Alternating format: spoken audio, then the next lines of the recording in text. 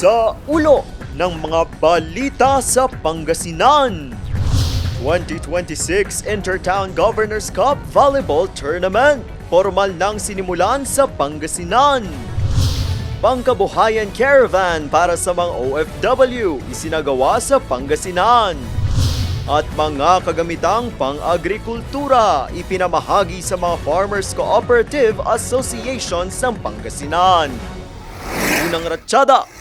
Matapos ang tagumpay ng Intertown Governors Cup Basketball Tournament na sinundan pa ng tagumpay ng cycling event noong Araw ng Kalayaan nitong weekend, formal nang binuksan sa Pangasinan ang 2026 Intertown Governors Cup Volleyball Tournament sa pangunguna ni Governor Ramon Monmon V. Gico III. Aabot sa 45 mga kupunan ng men at women players mula sa iba't ibang bayan sa lalawigan ang maglalaban-laban para sa tropeyo. Ang magwawaging kupunan ay makakatanggap din ng 1,000,000 piso. Ayon kay Governor Gico III, malaking bagay ito para mailayo sa masasamang bisyo at gawain ang mga kabataang Pangasinense.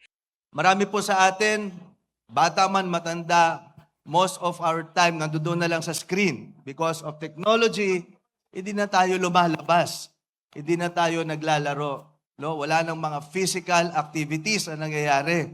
Puro mall, no? Puro screen, puro computer, puro gadgets. But now, we are doing things differently in Pangasinan. Gagawin nating active ang sports para po sa kabataan.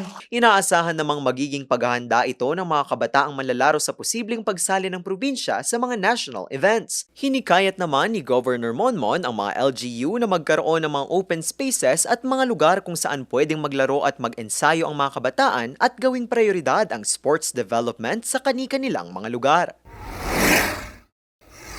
Malaki ang sakripisyo ng mga OFW hindi lamang para sa kanilang mga iniiwang pamilya kundi para rin sa ekonomiya ng bansa. Pero marami sa kanila ang hindi pinapalad sa mga napapasukang trabaho abroad.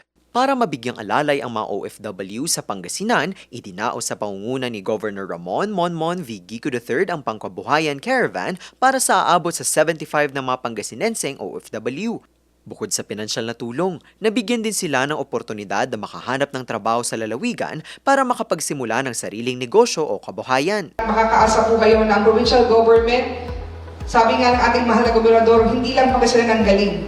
Serbisyong may puso, dama para sa bawat Pangasinense. Nagkaroon din ng seminar para sa financial management. Po ay napakahalaga kasi sa aming pamilya, especially kami po ay isang distressed na OFW.